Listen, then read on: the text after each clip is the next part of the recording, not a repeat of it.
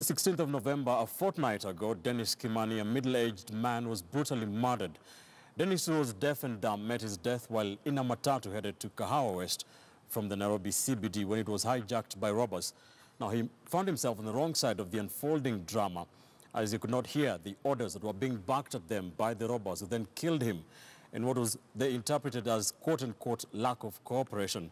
And as family and friends gathered to lay him to rest in Madira in the county of Nyeri, questions now linger on the safety of the deaf in the society. KTN's Ibrahim Karanja caught up with his family and now reports on the societal gap that has left the differently abled feeling vulnerable. The spot where the remains of Dennis Kimani now lie, lifeless.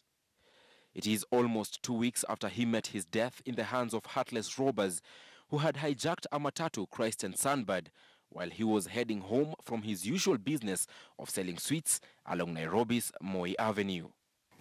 Dennis was stabbed 33 times just because he was deaf.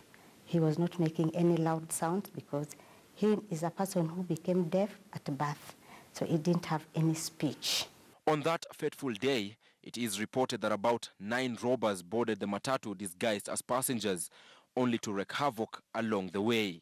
They ordered everyone on board to surrender their money and phones, but unfortunately for Dennis, who could not understand the unfoldings, he remained unmoved, this prompting the robbers to stab him, not once, not twice, but 33 times. He used to work on his own, and he used to make ends meet on his own. He never used to be a bother to the community, but he used to make ends meet for his own. So at the end of the day, he's a hard-working man that we have laid to rest the day of today. The case of the murder of Dennis Kimani Karanja due to miscommunication as a result of being deaf and dumb is a clear indication that indeed all is not well in regards to the deaf community in the country. World over, there has been an increase in trend of cases in which the deaf end up paying, sometimes the ultimate price for an impairment they have no control over, as was the case with Dennis Kimani.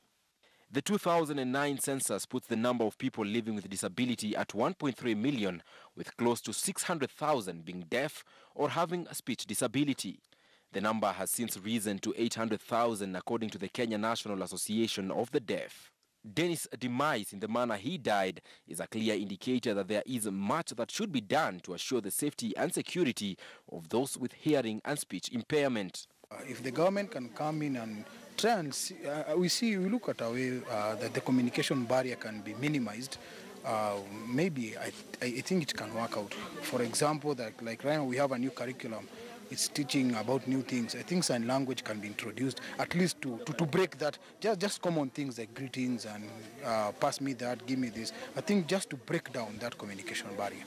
The weight of the matter laying bare the challenges facing the deaf community.